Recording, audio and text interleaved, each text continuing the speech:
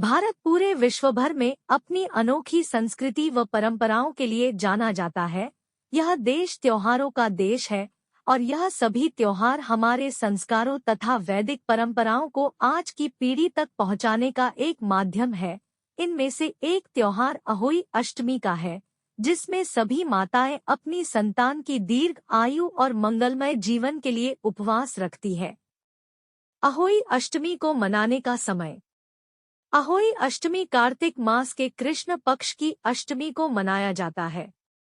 कथा।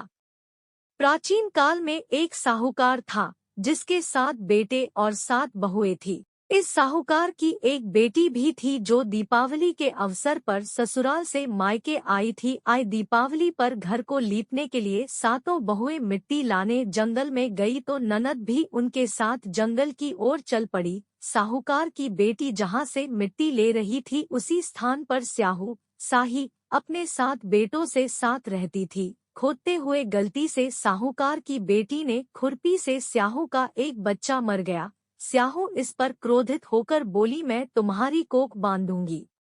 स्याहू की यह बात सुनकर साहूकार की बेटी अपनी 7 भाभियों से एक एक करके विनती करती है कि वह उसके बदले अपनी कोख बंधवा ले। सबसे छोटी भाभी ननद के बदले अपनी कोख बंधवाने के लिए तैयार हो जाती है। इसके बाद छोटी भाभी के जो भी बच्चे थे वह सभी 7 दिन बाद मर जाते हैं। 7 पुत्रों की इस प्रकार मृत्यु होने के बाद उसने पंडित को बुलवाकर इसका कारण पूछा। पंडित ने सुरही गाय की सेवा करने की सलाह दी। सुरही सेवा से प्रसन्न होती है और उसे स्याहू के पास ले जाती है। रास्ते में थक जाने पर दोनों आराम करने लगते हैं। अचानक साहूकार की छोटी बहू की नजर एक ओर जाती है। वह देखती है कि एक सांप गरुड़ पंखनी के बच्चे को डंसने जा रहा है और वह सांप को मार देती है। इतने में गरुड़ पंखनी वहां आ जाती है और खून बिखरा हुआ देखकर उसे लगता है कि छोटी बहू ने उसके बच्चे के मार दिया है।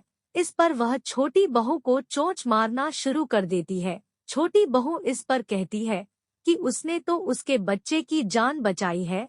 गरुड़ पंखनी इस पर खुश होती है और सुरही सहित उन्हें स्याहू के पास पहुंचा देती है।